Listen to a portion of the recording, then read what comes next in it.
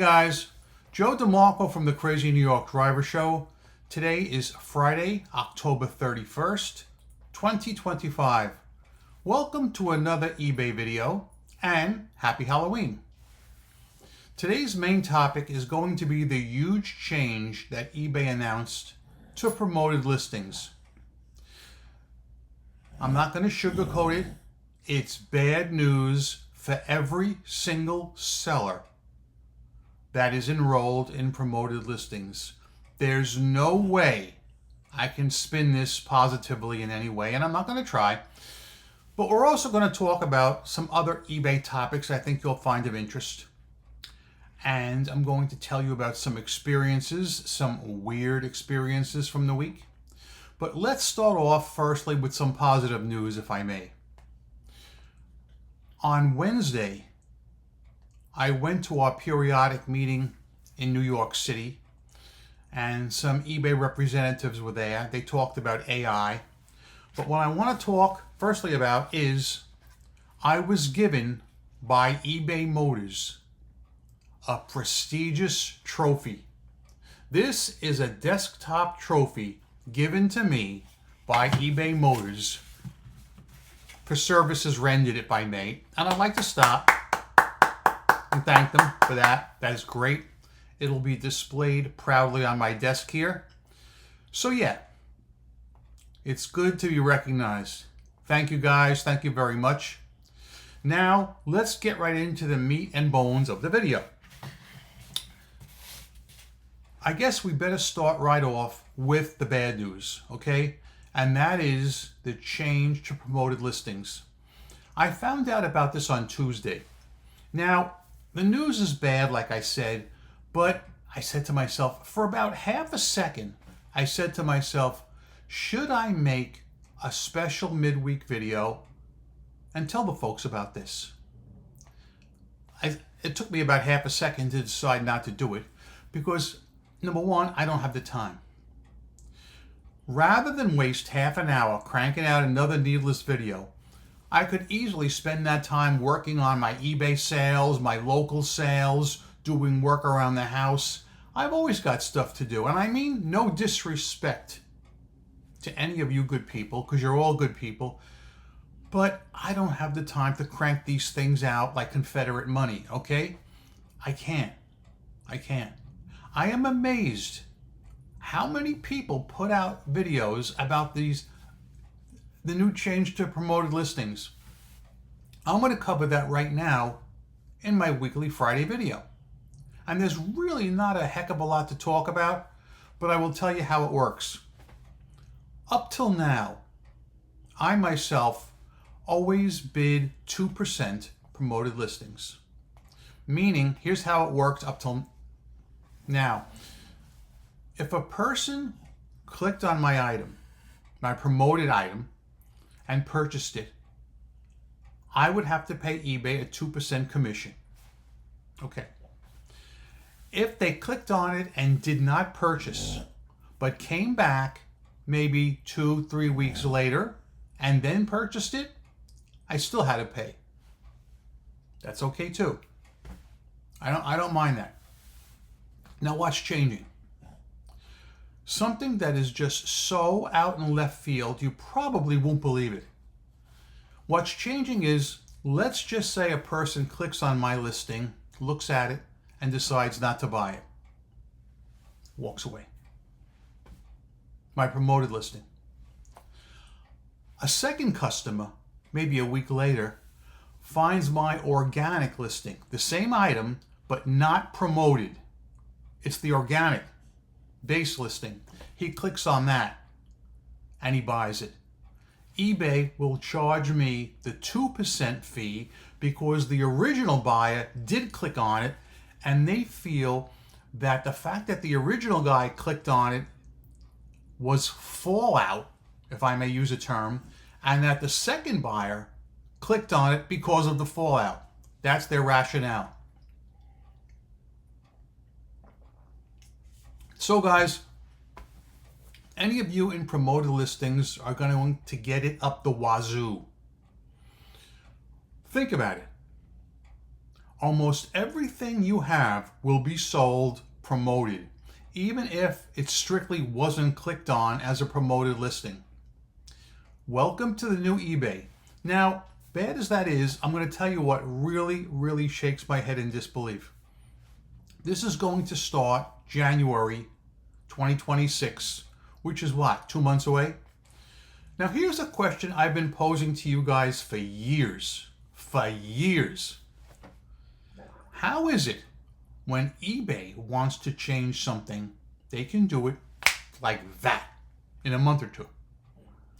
But when something really needs to be changed, it goes years and years unaddressed. Let me throw out a few examples.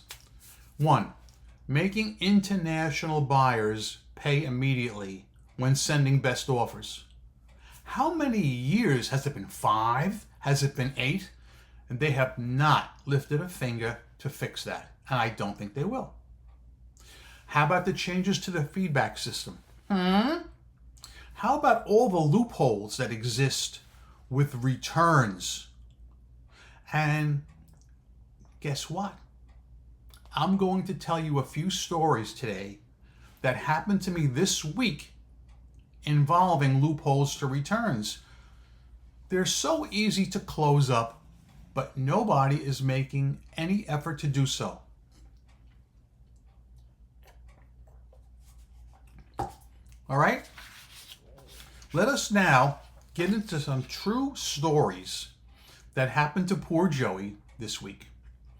The first one I'm going to tell you about is the Trailblazer Saga.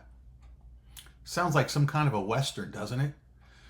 So anyway, it all started a few weeks ago when a customer sent me a best offer of $40 on an item. Alloy wheel center caps. I clearly had in picture number 2 the alloy wheel, and I said, do not buy these unless you have the exact wheel in picture number 2. Okay? Guy sends me a best offer of $40, which tells me he looked at the wheel and he's got it. I accept his offer. And I sent him the items. On Sunday, once again, guys, you got to admit one thing. There are certain things I've been right about since day one. If you're going to have a problem, you're going to hear about it on Sunday. This guy writes to me through eBay messages on Sunday and says, I have to return these. They don't fit my wheel. You know what I responded? Nothing. I do not answer negative emails or messages on Sunday for any reason. I ignored it. Didn't even happen. Tuesday, I'm shocked. What do you think he did? You're not going to get this one. You're not going to get this one, guys. He opens an item not received request. How can that be? He just told me in messages that they don't fit. Now he's saying he never received them. The tracking shows he did. I immediately addressed the request, right? Confirmed the tracking and answered it. It took him all of 1 minute. 1 minute to dance. Closes that request. Then opens a return request. Okay? Even more shockingly, that was, what was it, Wednesday? I got a message Thursday saying that he had already printed the label and was dropping them in the mail, which never happens to me. Never. Most of my customers wait a minimum of 1 week, sometimes 3 weeks to return anything. So I haven't gotten them back yet, but we'll see what happens when they do come. Returns are out of freaking control. Worse than I've ever seen them in my almost 27-year career on eBay. Now I want to talk about a couple of returns from the week that had different outcomes.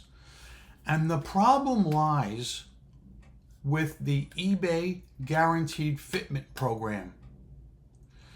On Wednesday, when I was at the event, there were two other eBay Motors sellers there, and both of them were totally in agreement with me that this program is a freaking nightmare.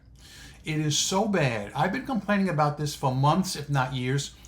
I have come up with an idea, and I discussed this with my constituents on Wednesday. Effective immediately, I am done, absolutely done, using the eBay Guaranteed Fitment program on many items. Number one on the list is any Ford truck, because Ford trucks come with so many different alloy rim packages, and the Guaranteed Fitment program doesn't understand that. All it understands is 2016 F-150. They think that any 2016 should fit.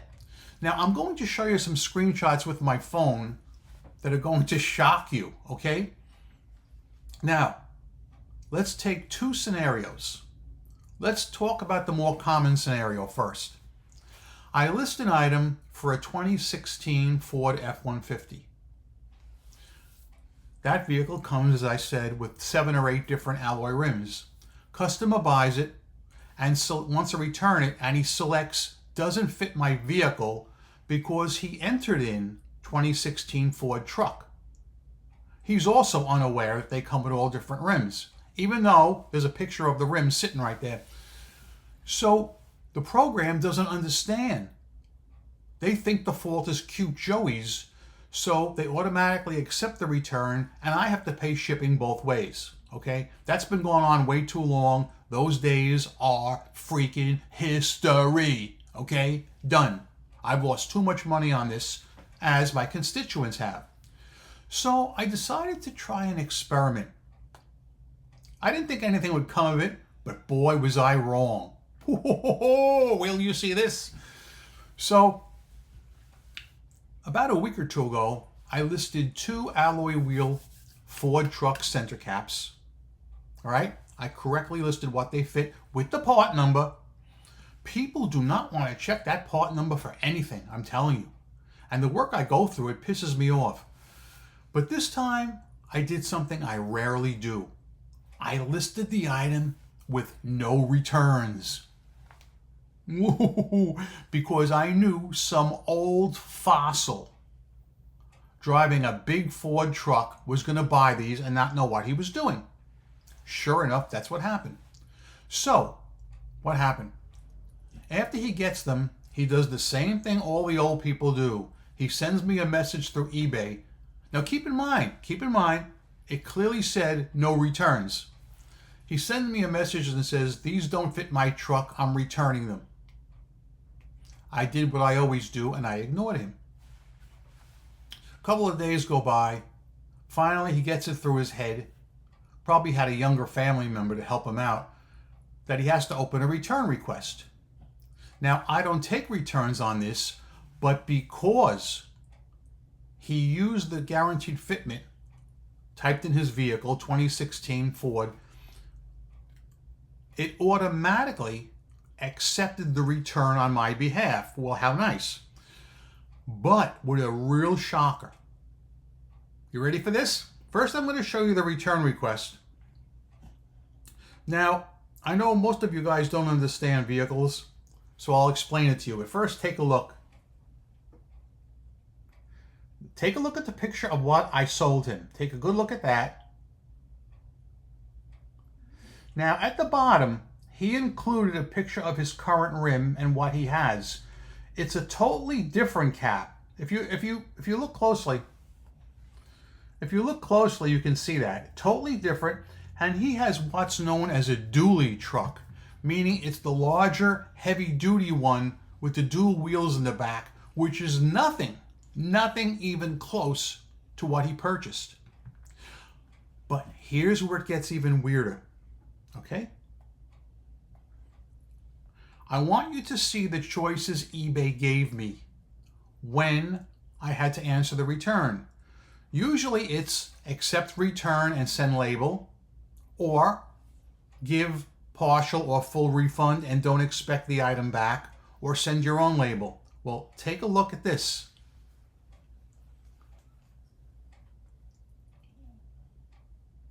Look at the first one. Provide a free label covered by eBay. What they're saying is, they're saying that because it didn't fit due to the guaranteed fitment issue, eBay will pay for the return. Now, had this been different, had this been a regular item where I accept returns, I would have been paying the return shipping. Cute Joey would have paid. All right? So what happened here, to make it clear for those who can't see through the fog, good news and bad news. The bad news, eBay forced me to take a return on a no returns item that was correctly described. The good news is because I protected myself and had no returns to start with, I don't have to pay the return shipping. Get it? This is the first time this has ever happened to me. But it has taught me something. And if it teaches you something, that's good. And if it doesn't, that's good too. As I said, I am done with the fitment program in many categories. What I need to do now is I need to go back and re-edit a bulk load of my listings and end that wretched program. Every eBay Motors sellers has complained about that since day one, and it's only getting worse. They really hype that up on the radio, that they'll protect you with the guaranteed fitment. In theory, it sounds real good, all right? It sounds like a good idea, but it's not, because it wasn't correctly written. They didn't take all the parameters into account. I feel that the problem is that the code slingers or whoever wrote the program don't know vehicles, all right? I've been saying this for 10 years. I really feel that way. That's my honest opinion. Okay, so that's all I'm really going to talk about that issue. I also had a weird return or lack thereof this week. For the first time, I think either the first or second time in my 27 years on eBay, I had somebody not return an item. A whole month went by, they never returned it. The shipping on the item was, I believe, $40 each way, but they never returned the item. So eBay closed out the return in my favor, and let's hope I don't hear any more about that. Also, you may remember a story a few weeks ago. I told you I sold an item for $125, boxed it up, got it ready, and 3 hours after that, he writes to me and says, I want to cancel. I said, you ain't canceling anything. Nothing. I said, it's already printed, boxed, and shipped, even though it was in my car. And I said, if you want to return it at your expense, bring it. Guess what? Never heard a word.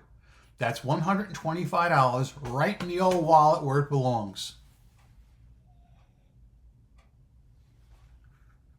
Let's talk about sales pattern now. My worst days of the week were Sunday and Monday. Sunday is consistently my worst day of the week, which is really, really weird because during the early days of eBay, Sundays used to be booming for me. Now it's like I'm walking through a cemetery, all right? Nothing. And nothing helps. Running a 10% off or 15% off sale doesn't work. Sending offers to watchers doesn't work. Listing every day doesn't work. Sundays are nightmares, okay? Midweek, sales were decent. I don't have a complaint about that. But Sunday and Monday were terrible.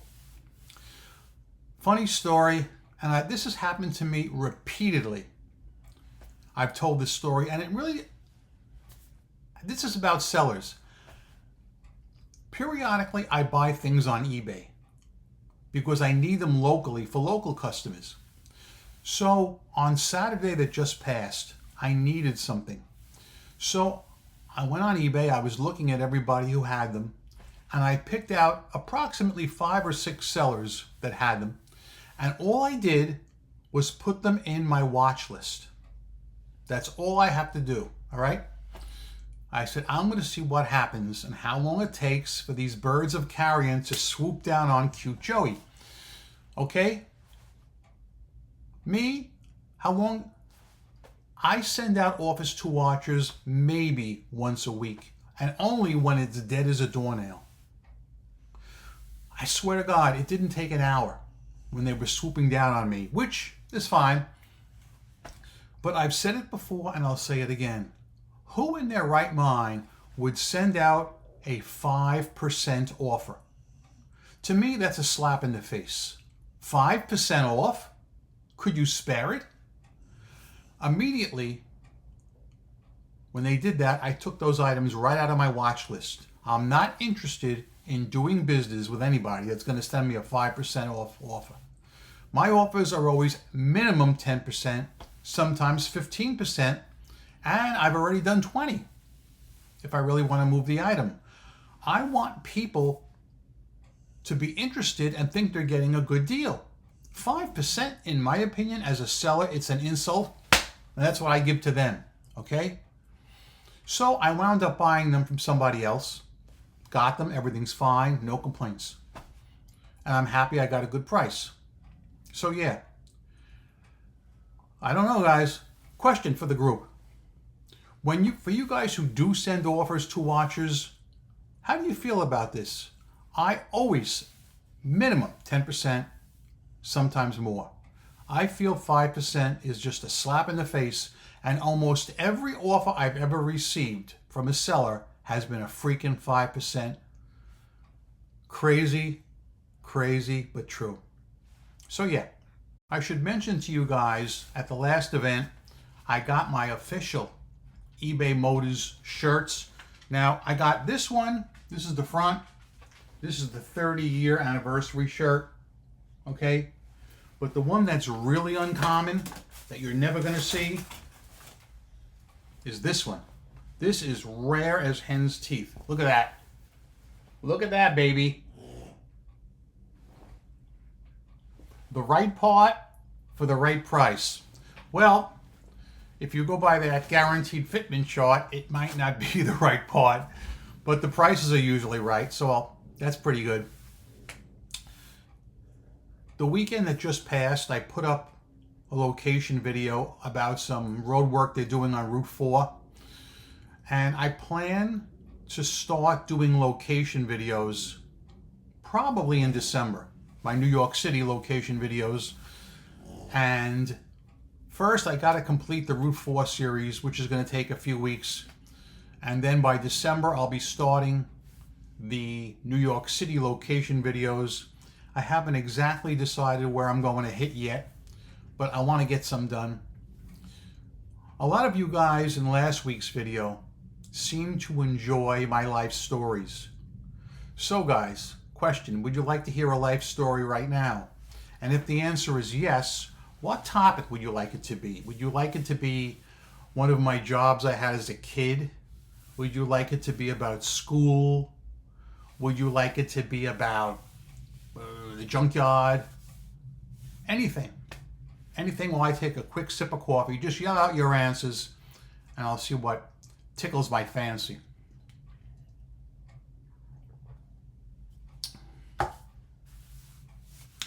All right. Okay. All right, we got a nice varied amount of answers there. I'm going to tell you guys a school bus story from when I was 14 years old. I'm telling you something. I have so many school bus stories, especially from when I was 14. I don't know, man, it must have been something in the air or something in the water, but some crazy stuff happened, okay? Today's story takes place when I was 14. And we would take the school bus to school every day. Nothing odd about that. And if you're familiar with the road I work on, Kinderkamak Road, right up the street from me is a busy intersection, Kinderkamak and Oradell Avenue. Very busy intersection. Now, this was, of course, in the 1970s.